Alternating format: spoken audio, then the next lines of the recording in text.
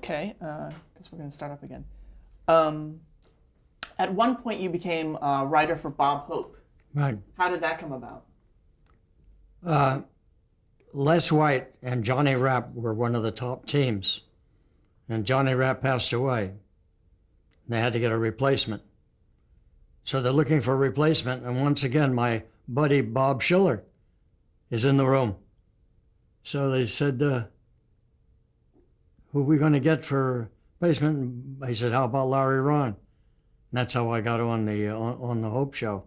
What kinds of things did you write for Bob Hope? Jokes. But you see, when you work for Hope, you not only do the 3 or 4 shows that he does, specials during the year, but you're responsible for everything that he does every day, which is open auto shows and beauty contests and schools and appearances on other shows and so forth. And Bob doesn't like to work more than a day ahead of time. So what would happen, like right now, the phone would ring, it would be Bob. He'd say, Bob, I say, who is it? I have a son named Bob. I never know which one it is. And he says, I need 3 pages of chorus girl jokes. So what I would do would be excuse myself, go back and write 3 pages of chorus girl jokes, phone them into a secretary who taped them, and go back to what I was doing. And so on election night and so forth, we had to be up all night and feeding the stuff in. And so it was Les White and Larry Rhine instead of Les White and Johnny Rapp. How did Bob Hope treat his writers? How did he what? Treat his writers. Beautifully. He had a very friendly kind of relationship with the writers. He liked nothing more than to come back in the writing headquarters and put his feet up on the desk and chat with you. And to this day, after all these years, I get Christmas cards every year from him. So he never loses a friend. But we had some funny things happen when I was on the Hope Show.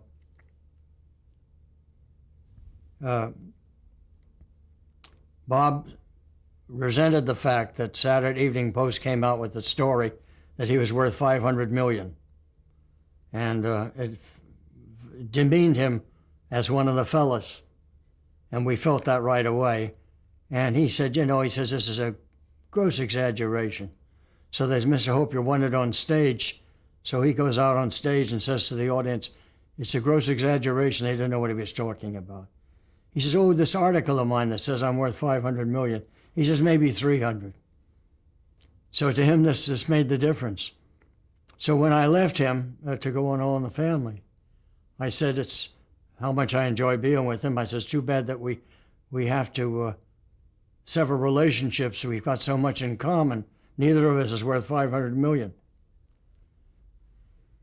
So he went overseas when I was there, and he took one of the other writers with him. And when he came back, he had about 11 hours of raw footage.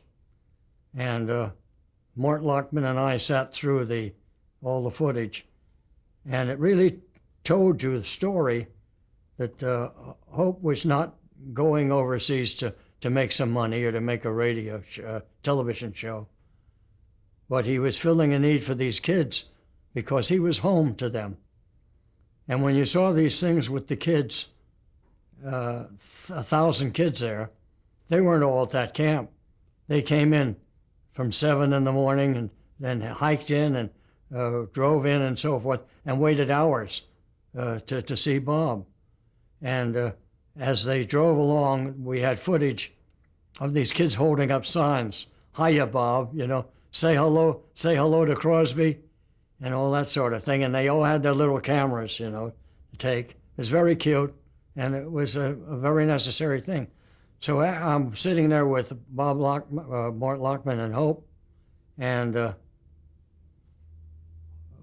finally they said, "God bless you, Bob, and you're wonderful, Bob," and so forth. So Bob says to me, "What's the way to Mount Rushmore?" So I said, "You're there already, Bob, right in back of Washington."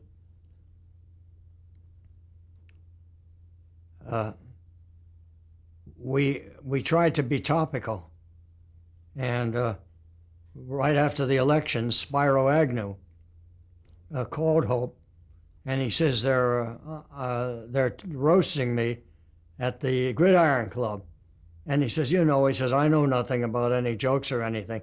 Hope says, "Don't worry, my boys will take care of you." So we're up all night writing Spiro Agnew jokes. I remember one of mine that got on was, he says, introducing Spiro T. Agnew. The T is what he puts the golf ball on before he misses it. Well, we got press on that from back east, where columnists said, "It seems our new vice president has quite a sense of humor." And here the Hope writers had written this thing for him.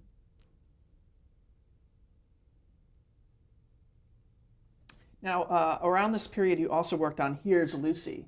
What was that show about? On Cheers? No, Here's Lucy, the show following the Lucy show. Oh, I wish I was on Cheers. I never was on that show. I thought it was a great show. It was done beautifully. Now, the Lucille Ball show. Did she what? The Lucy show you worked on? It was called Here's Lucy. Mm-hmm. It was after her regular show with Desi not on it. And you didn't work with Lucy. Milt Josefsberg, who was one of the original Benny writers, another good friend, late friend. When you're my age, almost all your friends are late friends.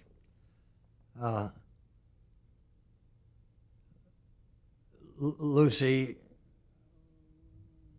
I lost my thought here. She was... You're saying her kids were on that show. She did premises with the kids. And one of them I already talked about, where she was a skydiver and so forth. One of the shows I was quite proud of that I had come up with was that this was the age of the astronauts. In the early days, they were afraid that the astronauts would bring back diseases that were not known in this on this planet. So they had to go to the decompression chamber. So my idea was to get Lucy into the decompression chamber with the astronauts, and we contrived this. So there she was, and they're trying to get the astronauts to sleep, and she's remembering stories and telling stories, and the president calls the astronauts, and Lucy gets the phone, and they both talk about their children. They're having problems with their kids and so forth. So we got a good show out of it. And did you ever meet Lucy?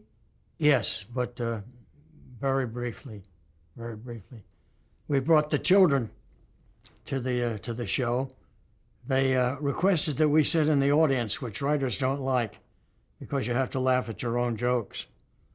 But Gary Martin, when he married, would introduce people from the stage at the show, and he would introduce the guest stars and the orchestra leader and everybody but the writers. And Lou once called out and said, "Did anyone write this show?" Next, you did the Brady Bunch. The Brady Bunch, yeah. I worked with Al Schwartz, who was Sherwood's brother. And it was a cushy kind of place because he's not going to fire his brother.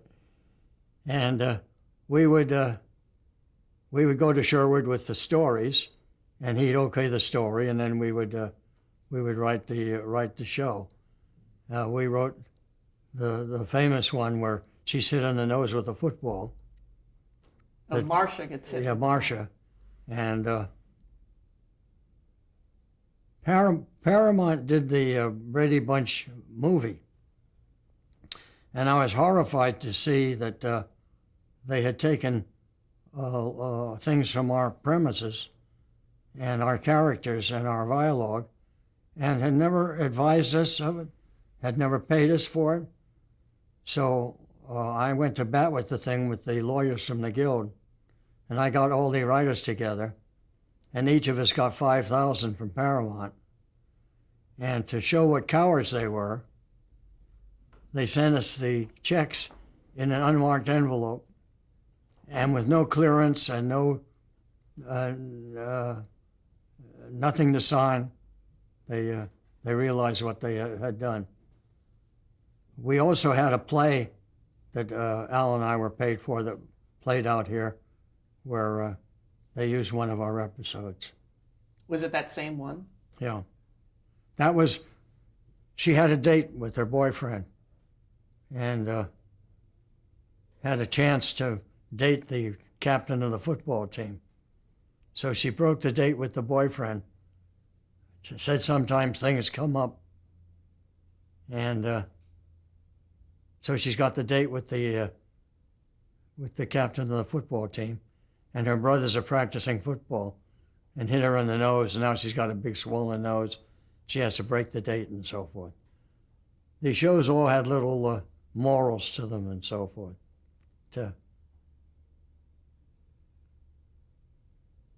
I had a funny thing happen with Sherwood. Sherwood had a son who was just a kid then, and he sat in on our premises. And on one of our premises, from nowhere, the little kid speaks up and says, "That's not believable." So I said, no, I said, "It's not believable, like a man driving a golf ball on the moon." So I began to hate that little kid. And now, years later, I'm going in for a cataract operation. And the doctor says, I want you to meet my assistant, Lloyd Schwartz, who's become an optometrist and so forth. And I said, "Lloyd is going to operate on my eye." But he did, and he did a good job, so Sherwood got a great kick out of that. Lloyd now is head of production for the Sherwood Schwartz's companies and very big man in the business. The show was a one-camera show, which differed from, we were all becoming three camera and three set show, because they found that the kids couldn't, they were younger then, and the kids couldn't sustain running from one scene to the other. So they did it scene by scene, and it worked a lot better. They had a lot of business in that show too, which tired the kids, throwing basketballs and that sort of thing. So did the shows you write center on the kids mostly? The shows that you wrote, were they mostly centered on the kids? Yes. Yes. What were some of the other ones? Alice had a boyfriend, and we did one with her. And she was always about to leave the show and never did. And Florence Henderson was not too proud of the show when it was on. And whenever she was doing guest shots, she never mentioned the Brady Bunch, what she does now, because it's... And Sherwood says that there's never been a day when either the Brady Bunch or Gilligan's Island is not on the air. It's fabulous. Did you have much contact with the actors? No, not on that show. Did you meet Robert Reed? No. You said Sherwood Schwartz was involved in the writing process? No, he owned the show, and he was a producer. He was the one that sold the show to the networks. And he shepherded the writers. He okayed the premises. One thing, just before you did All in the Family, you did an episode of The Odd Couple. Can you talk about that? I wrote that with Sidney Resnick? Sidney Resnick, yeah. Oh, every show does what they call a high and mighty, and that is they get the actors outside, out the window on the fire escape. We call it a high and mighty. So we wanted to do that, and we wanted to get Felix out there. And the show that we did was the last show of the series, and we had to write two endings, one that Felix goes back to his wife, and one that he doesn't. So we did that, and the show was changed so much that I didn't take much pride in what finally went on the show. They did a lot of changing in those days. So it was unknown whether the show was going to go on from there? Yes, at that point. How did you get that one job? Through Sydney. And he had an in with the producer of the thing. So it was just a fluke that you worked on the last episode? Right. Yeah. Now I want to talk about All in the Family. How did you get started on All in the Family? Well, that's how I got started, was with Lou Derman becoming associate producer, and Norman Lear, who knew my work, brought me on the show. And originally, I was story editor with Milt Josephsberg. Josephsberg was a very important writer, and he was one of the four who did the Benny show all the way through. He wrote a book on Benny, and we worked together until Mel Tolkien came on the show, and he was having a problem with a episode called Grandfather Blues. So Hal Cantor, who had become the actual producer at that time, teamed me up with Mel Tolkien, and it worked so well that we stayed together, and Milt Josephsberg took other titles. So why did it work so well together with you and Mel Tolkien? Well, the shows were good. Our characters didn't blend too well together. We're quite different people, but we had a recognition of the talents of one another. So what did each of you bring? Well, he was head writer for Sid Caesar, and he was very good at character development. And we wrote a song together.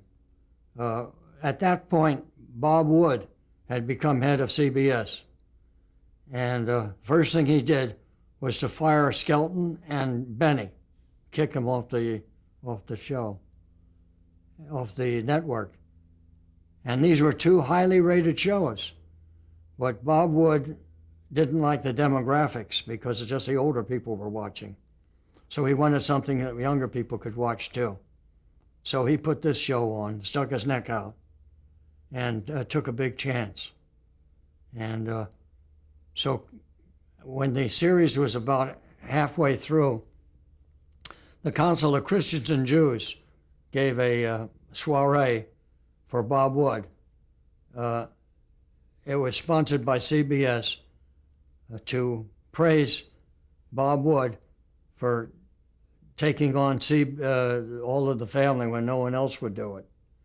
And Mel Tolkien and I got the assignment to write an All in the Family, how it would be if Bob Wood had not become president of CBS.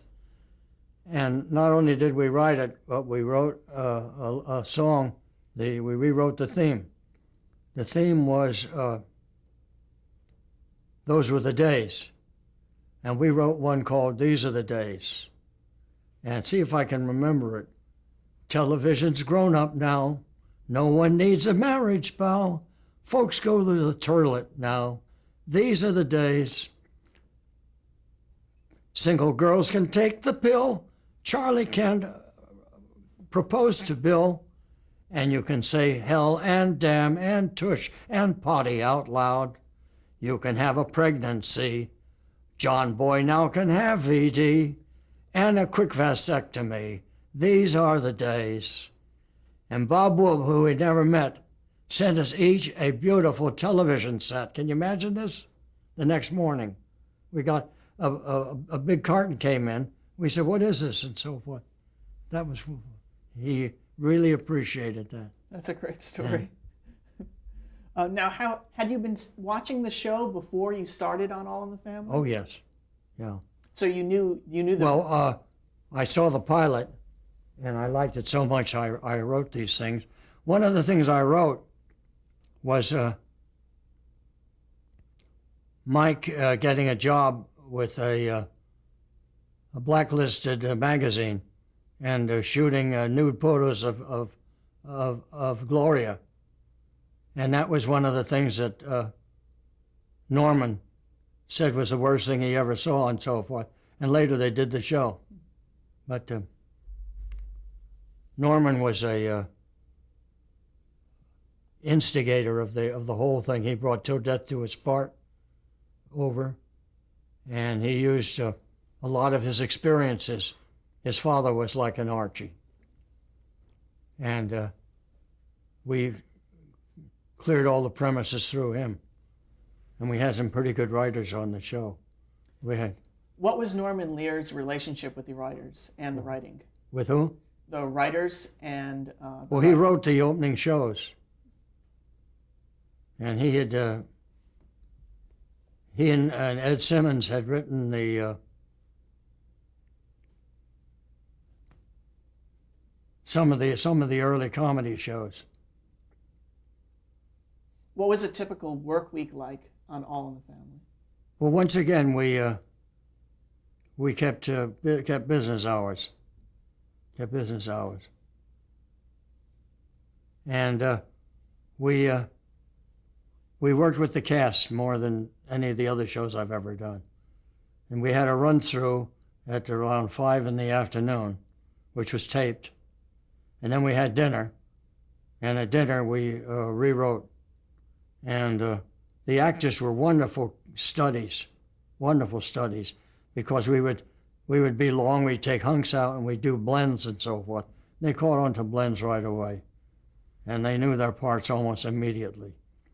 And Carol was very, very creative, very creative.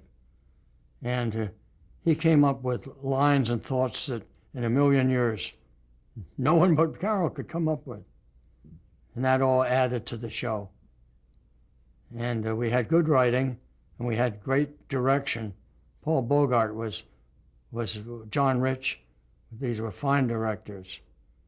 And it all made it one of the top shows of the decade. So the writers were present during rehearsal with the director and the cast? Yeah.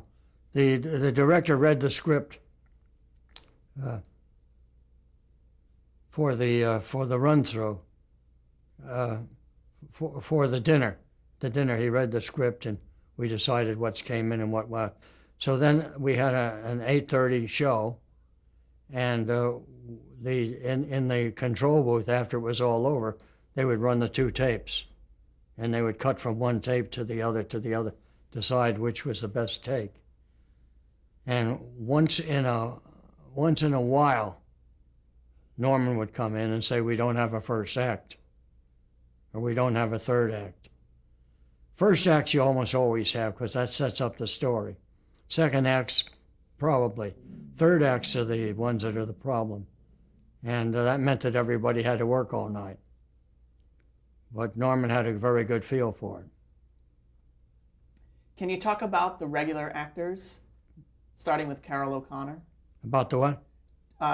What did Carroll O'Connor bring to the role of Archie Bunker? Well, first of all, he had a great story sense. To give you an example of Carroll's contribution, Phil Sharp did a freelance show, and it was a cliche show where you get locked up in a cellar or an attic, and it's a weekend, and you start running out of oxygen. We've done this several times. So we wanted Archie and Mike to get locked in the cellar, and they did. And that was about it. Now Carroll comes in, chewing an apple, wearing his little cap, and reads the thing, gives us a beautiful reading, and says we don't have a third act. So he says, different from most stars who would say it has to be funnier and walk out of the room. He says, here's what I think it should be. He says, there's booze down there. He says, Archie and Mike start drinking and get in an argument over their backgrounds, and we learn what makes them tick. That's all he said. We got one of our top shows out of it. One of our top shows. They get locked in that basement, and they sample. There's nothing else to eat or drink but booze.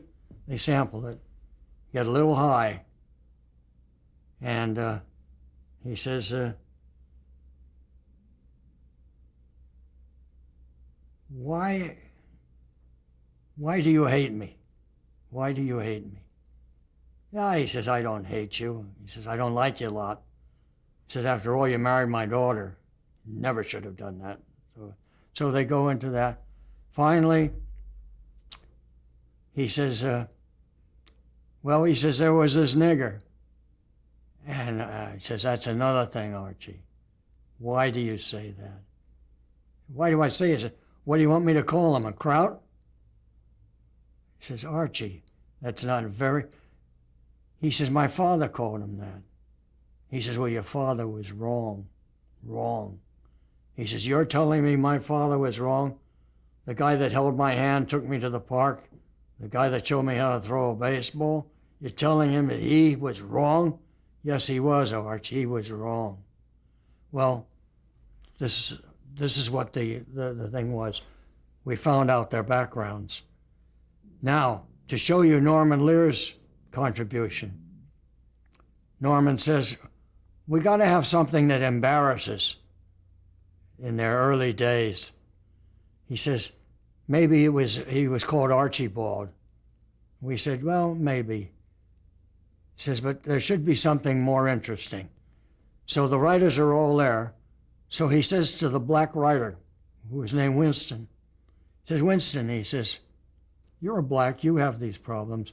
Was there anything in your early days that embarrassed you? Winston says, yeah, there was one thing. What was that? He says, well, we couldn't afford shoes. He says, so I went to school with one shoe and one boot, and they called me Shoe Booty. And he says, I guess I never lived that down. Now, Norman put this into Archie's words. And he says to Archie, he says, well, did they make fun at school? He says, well, there was one thing, Shabooti. And at the end of the thing, well, Archie sort of passes out, and he covers him with a cloth that comes from the awning outside. And Mike says, good night, Shabooti, and sort of pats him on the cheek.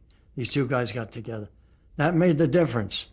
It was a cliche show that became one of the best shows because it dug into the background of these people. Okay, we're going to stop now.